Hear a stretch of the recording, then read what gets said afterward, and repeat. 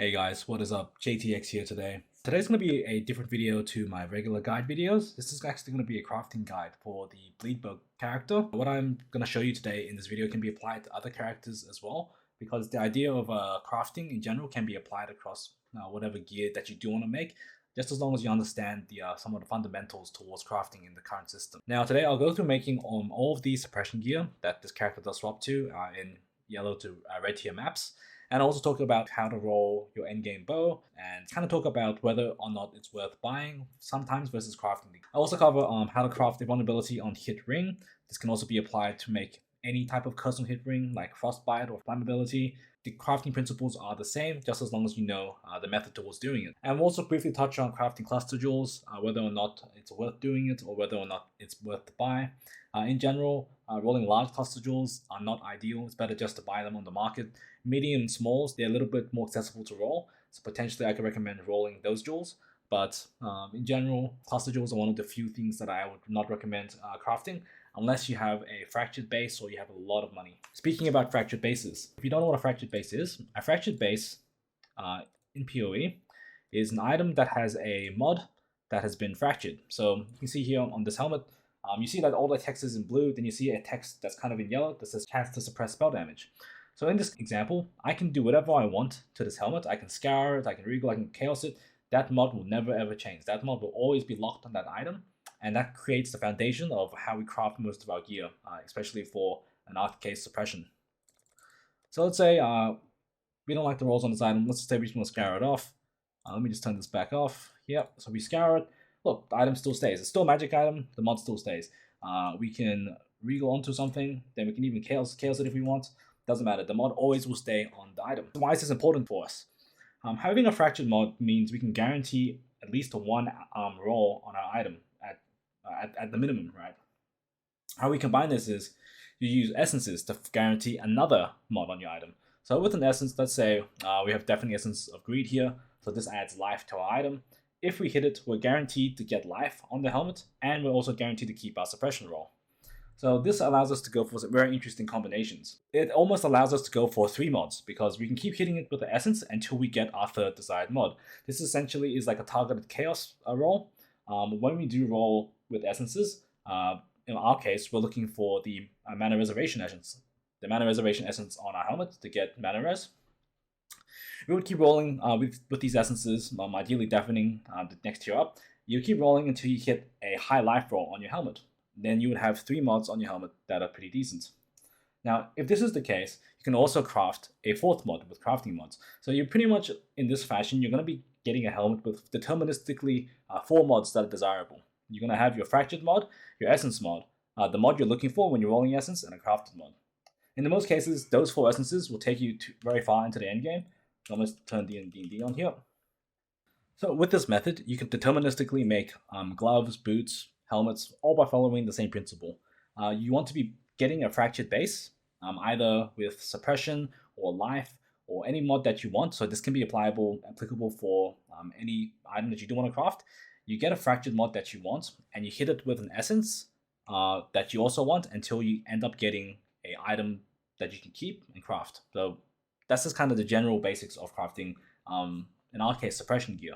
So you notice on my gloves as well, you see the same mod, suppression, chance to suppress spell damage on our gloves. And then you notice for our boots, we have suppression, but this was not a fractured mod. In this case, I bought the boots outright. I didn't want to attempt to roll the boots, simply because the boots have multiple mods that you kind of have to roll in one go. So you need to roll movement speed and life on top of your suppression. So what you could potentially do is you have your fractured suppression, and then you hit it with life essences until you get a movement speed roll. Then you also want to get a resistance roll.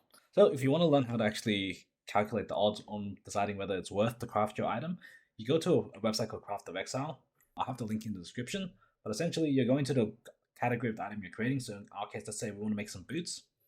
We set the strength dex base because we need dexterity base to get suppression. So what we're going to do here is we're going to use essences. So we're going to be using read essences for life. And we're going to make sure this fracture button is set here.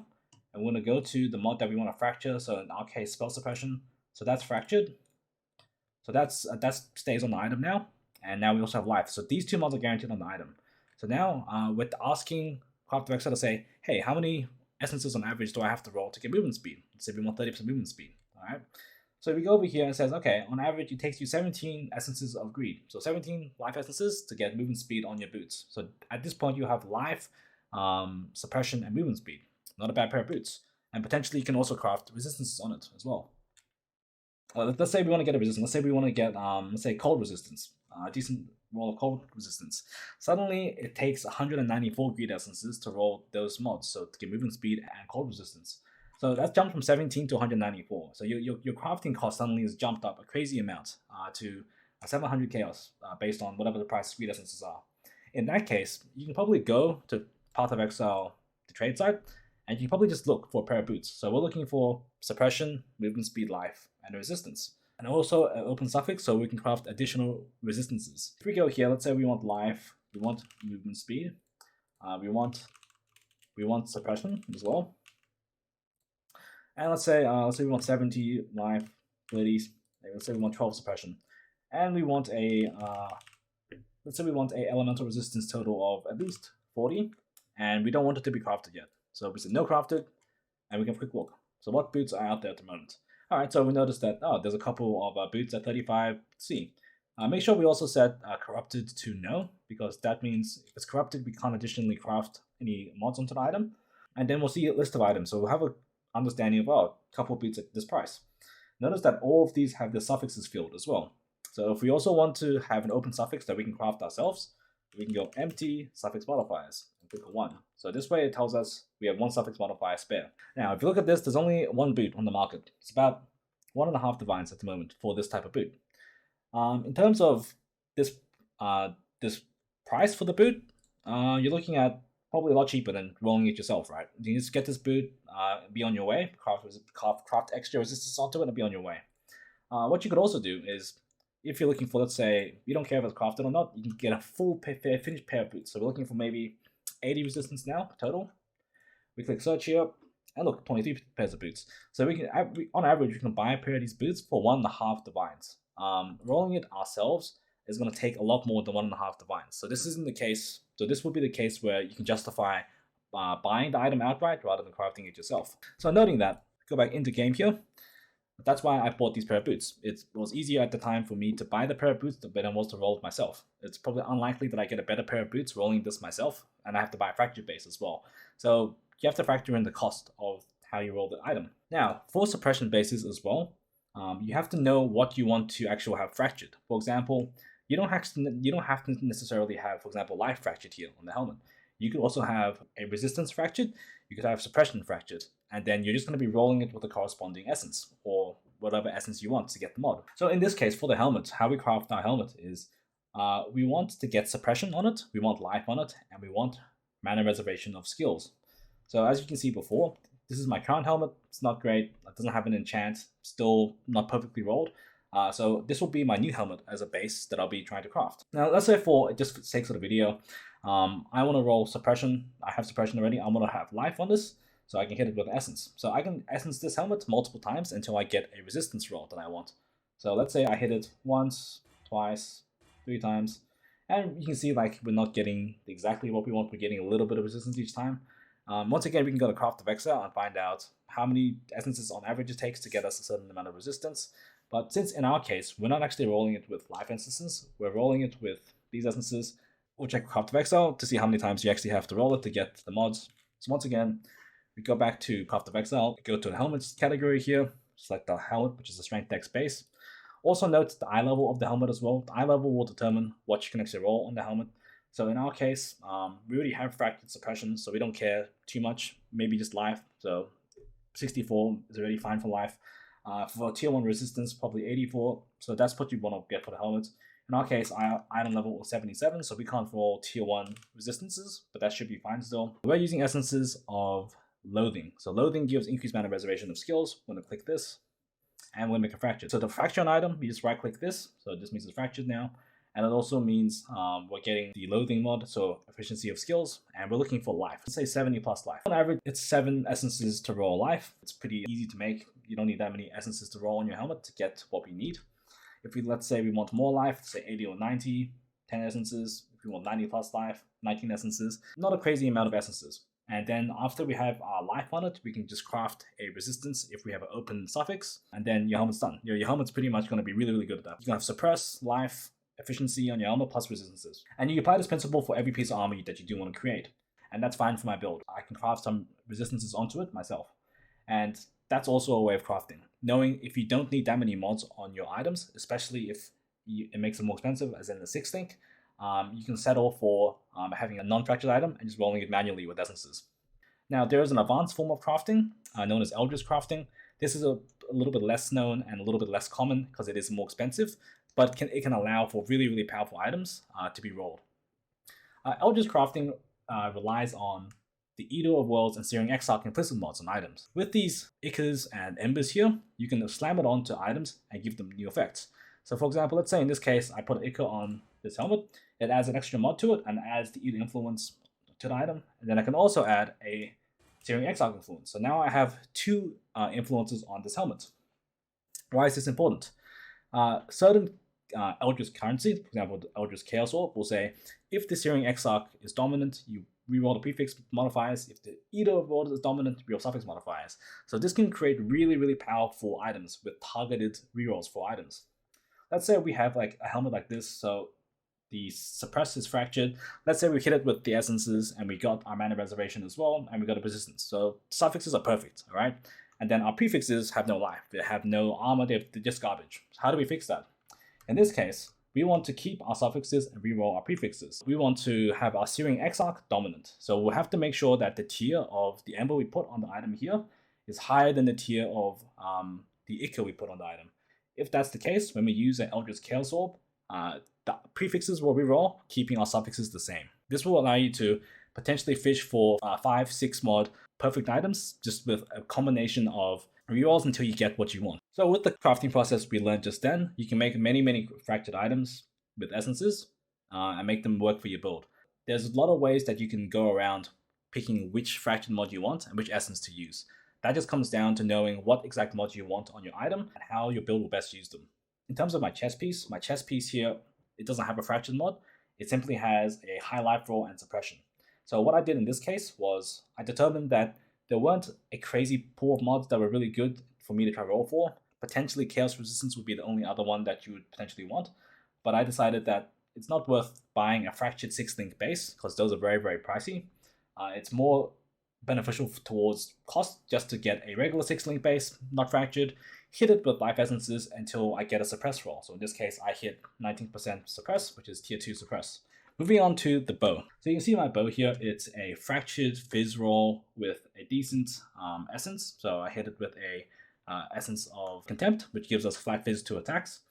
And then we settled for the bow we have here. Noting that the bow that we do want for bleed bow builds is a high physical base or high physical amount of damage. We want to ideally be rolling on a Citadel bow because Citadel bows have the best fizz range. It has a very high upper end fizz range, which is great for our build. And also, it doesn't have a crazy dex requirement, which is also good for us. Ideally, the base you craft for this is you get a hybrid fractured fizz roll, and then you hit it with essences of contempt, which is the physical damage essence, until you roll a increased fizz roll. That would be the best way and the most cost-effective way of making your bow. How we can simulate this is, once again, we can go back to Craft of Exile here, and we go to, we reset this little window here, and we go to two-handed weapons, and we click bow.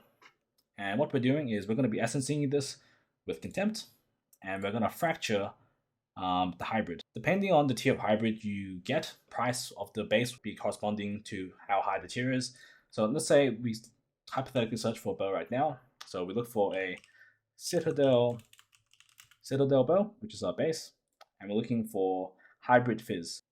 Yep, so we also want to add accuracy rating local to guarantee that we're seeing fractured hybrid rolls. So fractured accuracy local. So now we do a search here, and we can find these are all the bows. There are currently 46 bows on the market right now with different levels of fizz. And we can sort it by high to low. So some of these might be crafted already. So for some of the bases, for example, this is a tier 3 base, pretty good base. 1.5 divines for this base, and this has tier 3 hybrid. So we can use this as a base, for example. So let's say we go down to here, make sure our fractured checkbox is on, and we're at tier 3 fractured, so we're going to right click this, so that's locked in now. And now we're using Essences of Contempt. So now we're looking to roll just any generic fizz damage. So let's say we want to roll tier 3. On average, it's going to be 462 attempts to roll tier 3 increased fizz. You can also go down the list. You say you only want to roll like tier 5, tier 4. You'll have all the averages here on how many essences you're going to roll. So you notice that, hey, it's a lot of essences, and that just seems to be that's the cost of rolling a really good bow. This is one of the ways you can craft your endgame bow. As we say, that it is a pretty expensive process. It ought to be same for a lot of other bow builds as well. For example, the tri-LE bows, they'll go through a similar process where they have to roll it with essences until they hit a certain amount of tiers, like tier 1 cold, fire, lightning. We need to hit a high tier combination of fizz. But in this case, when we do hit a combination of fizz, our bow is essentially done. There's not much more to do to it. Essentially, it's just crafting suffixes, which would just be a crafted roll for physical damage over time multiplier, and then your bow's done. Potentially even adding attack speed, but that's not as important. So the most important part is understanding the base that we need to buy for the bow, and the essence that we use, and how many essences on average it will take. And also, it will determine where you will settle for the bow. Let's say you want, a higher tier bow. You just want tier 3 plus whatever your hybrid you roll. At that point, you're going to be looking at like a 200% increased fizz bow with really good base physical damage, and that bow will carry you all the way to the end game. You won't need a more powerful bow for any other content in the game. So that's just a general guide on how to craft the bow. In my case, back when I bought my bow base, the hybrid bases were a lot more expensive than just a generic fizz base, so I decided to settle on just this regular bow and craft it with essences. This bow, in case, is taking me all the way to the end game. I fought Exarch multiple times, fought all the Shaper, Elder, all the end game bosses, and this bow has been fine. This bow is about 500 fizz DPS with a 20% dot multi-roll. At that range, this bow will take you through the whole entire game. You don't need anything crazier than this.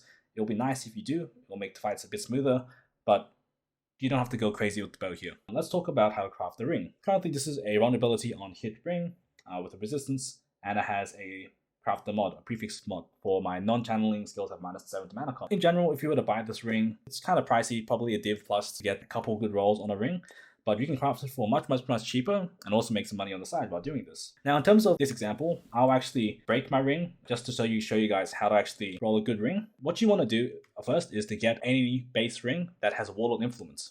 A Warlord influence ring, you can search through Craft of Exile trade, and we stipulate, okay, it has Warlord influence. So it has to be a Warlord base to roll vulnerability on hit. And we have to make sure that the ring level is at least level 80. If the item level is not 80, it cannot roll vulnerability on hit.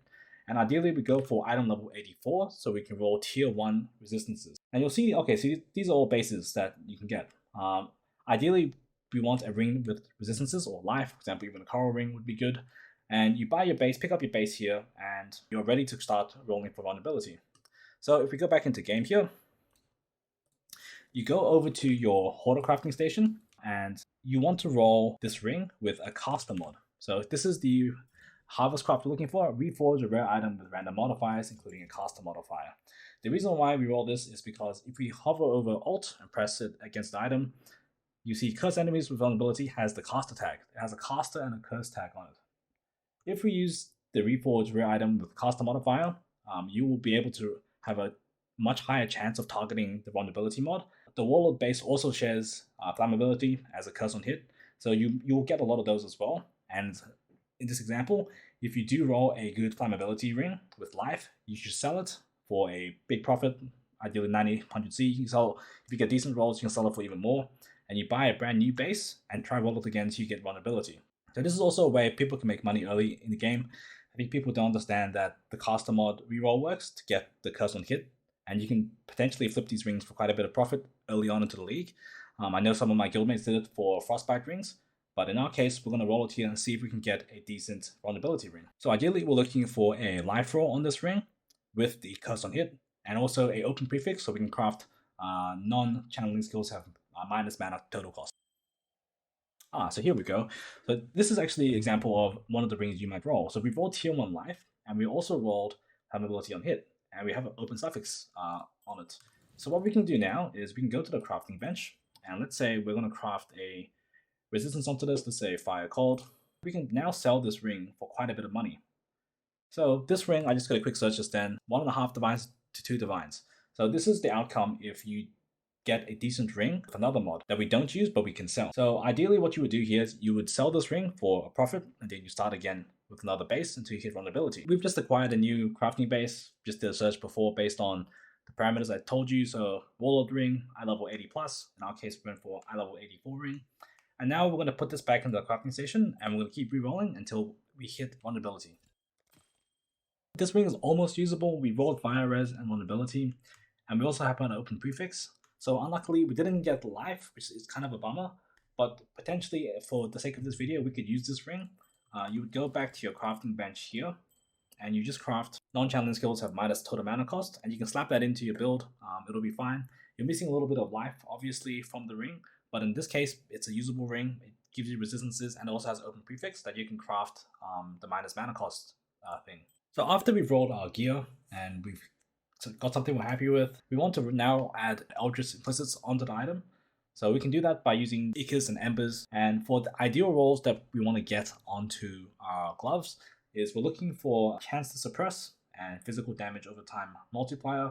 The other alternative, instead of suppress, you can also go for chance to bleed. That's also a alternative roll for your implicit. For our chest piece, we want Pride has increased aura effect and increased effect of non-curse auras from your skills. Just showing you guys quickly, Pride is an Eater implicit, and just generic increased effect of non-curse is a Searing Exarch implicit. For our helmet, we want obviously a reservation efficiency, and we want to reduce mana cost of attacks to make our attacks cheaper. The Exarch is the reduced mana cost, and the Eater is the increased mana reservation efficiency. For our boots here, our ideal 2 mods are increased action speed and bleeds you inflict deal damage X% faster. So I don't have that mod on my boot here. You want to use Eldritch Ichus to reroll the boot until you get that mod. So in this case, we've got Ignite you inflict deal damage. We just want bleed you inflict to deal damage faster.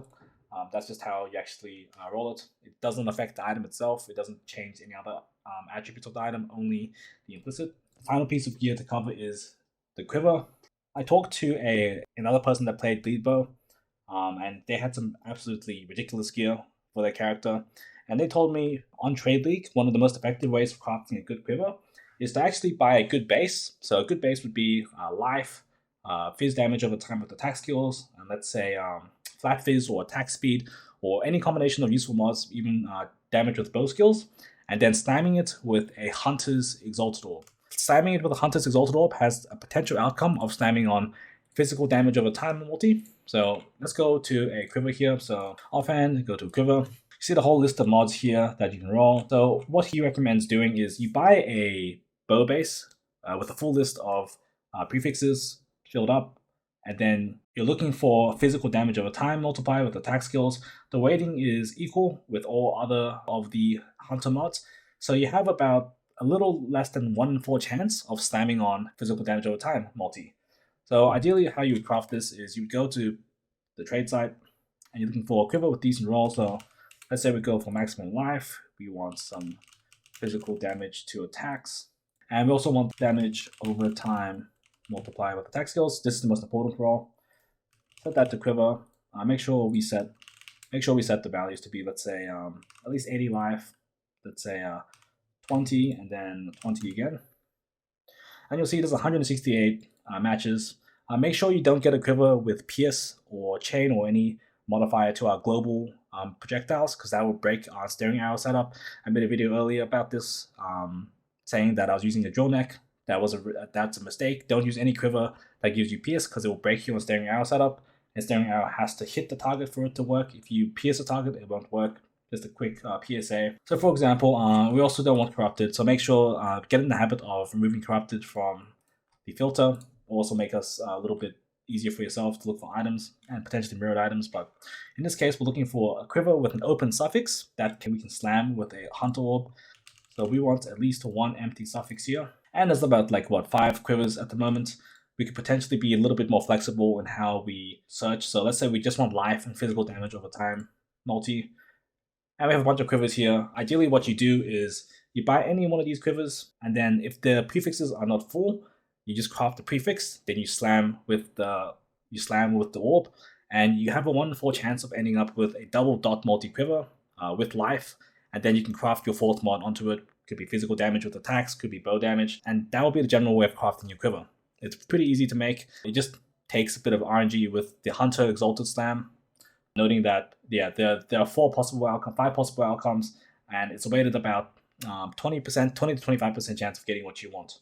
I'll go briefly into crafting cluster jewels here as well, noting that cluster jewels have their own ways of crafting, and there's also a big market for rolling cluster jewels. My recommendation is 4 large cluster jewels, like the one we have in our build here, with a triple notable, battle hardened, force multiplier, master the fundamentals. I would recommend you just buy these clusters outright. Rolling these yourself, extremely expensive and extremely unlikely. You're much better off just buying this from trade. If you do want to roll it, if you're an SSF or something, the best way to roll these type of jewels is you go to your harvest bench again, and you're looking for a physical modifier. This will give you your best chance, but note that it is very unlikely to roll it.